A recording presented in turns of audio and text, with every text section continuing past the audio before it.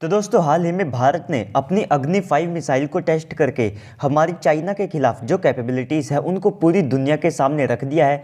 ना केवल भारत ने इस बार इस मिसाइल को अपनी पूरी रेंज के ऊपर टेस्ट किया है, बल्कि इस बार हमारी DRDO ने इस मिसाइल को और ज़्यादा एडवांस किया है। इसका जो वजन है उसे हमने कंपोजिट मटेरियल का इस्तेमाल करके 20% और ज़्यादा कम कर दिया है, लेकिन इसकी जो रेंज है उसको हमने 5000 किलोमीटर से बढ़ा करके 7000 किलोमीटर से भी ज़्यादा का कर दिया है। लेकिन दोस्तों इसी सब के बीच में चाइना की साइड से जो रिएक्शन है वो अभी के लिए तो नहीं आया है, लेकिन जब भी चाइना की साइड से रिएक्शन आएगा तो वो काफ़ी ज़्यादा शार्प होगा।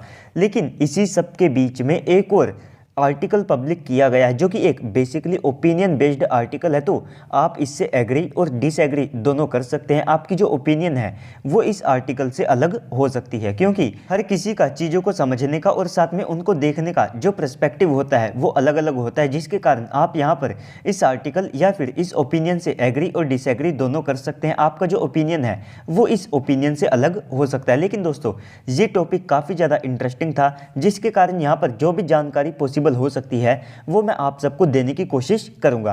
तो चलिए दोस्तों अपनी वीडियो को शुरू करते हैं, लेकिन उससे पहले प्लीज से वीडियो को लाइक करके चैनल को भी सब्सक्राइब कर दीजिएगा। तो दोस्तों हाल ही में भारत ने अपनी जो अग्नि 5 मिसाइल है उसका टेस्ट किया है, लेकिन जब इस नोटम एरिया वार्निंग को जारी किया था तो इसकी जो लेंथ है वो लगभग 5400 किलोमीटर के आसपास की थी, जिसके कारण यहाँ पर सभी लोगों ने ऑलमोस्ट ये अज्यूम किया था कि हमारी जो K5 मिसाइल है जिसकी जो रेंज है वो लगभग 6000 किलोमीटर तक हो सकती है, और ये एक ऐसी मिसाइल है जिसको सबमरीन से लॉन्च किया जा सकता है। तो होपफुली भारत यहाँ पर इस मिसाइल को टेस्ट करेगा। लेकिन दोस्तों अभी के लिए भारत ने इस मिसाइल को टेस्ट नहीं किया है। हालांकि ये मिसाइल बिल्कुल से बन करके तैयार है, और इस मिसाइल की रेंज में आप सबको पूरा चाइना देखने को मिलेगा। और हमने जो अग्नि 5 मिसाइल टेस्ट की है जिसकी रेंज अब 7000 किलोमीटर तक बताई जा रही है, तो ये मिसाइल भी पूरे चाइना के साथ में पूरे यूरोप को कवर कर सकती है। तो इन दोनों ही मिसाइलों की रेंज में आप सबको चाइना पूरा कवर होता हुआ दिखाई देगा। लेकिन इस सब के बावजूद भी यहाँ पर ये मिसाइलें चाइना के बियॉन्ड भी जा करके हमला कर सकती है।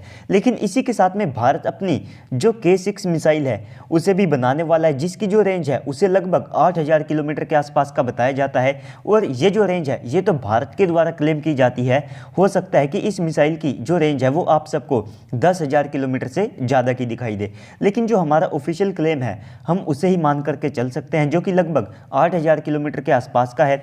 लेकिन इस सब के बावजूद भी क्या भारत को आने वाले समय में अपनी K7 और साथ में जो K8 सीरीज की मिसाइलें हैं इनके ऊपर भी काम करना चाहिए या फिर नहीं?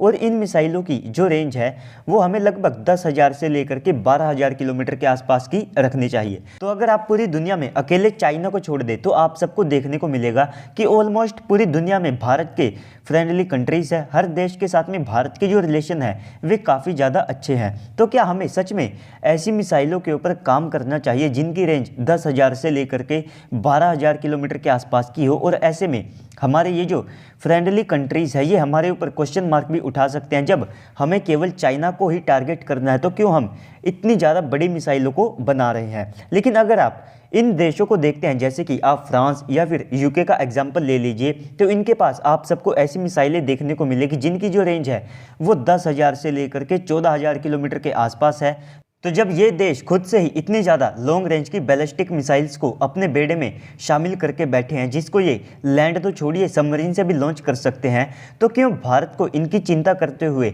अपने मिसाइल प्रोग्राम के ऊपर इफेक्ट डालना चाहिए? तो दोस्तों इन दोनों ही सिचुएशन में जहाँ पर एक तरफ तो ये कंट्रीज हमसे सवाल पूछ सकती है कि भारत इतनी ज़्यादा बड़ी मिसाइलों को क्यों बना रहा है, जबकि ये खुद से ही इतनी ज़्यादा बड़ी मिसाइल्स को पहले से बना करके बैठे हैं। तो ऐसी कंडीशन में हमको क्या करना चाहिए या फिर नहीं? तो इसके बारे में मैं आप सबकी जो ओपिनियन है तो उसे कमेंट सेक्शन में जानना चाहूँगा। तो बाकी तो अगर आपको वीडियो अच्छी लगी है तो वीडियो को लाइक कर दीजिएगा। साथ ही साथ अगर आप चैनल के ऊपर पहली बार आए हैं तो प्लीज़ से चैनल को भी सब्सक्राइब कर दीजिएगा। तो चलिए दोस्तों आज की इस वीडियो में इतना ही, मिलते हैं अगली वीडियो में, तब तक के लिए गुड बाय, जय हिंद।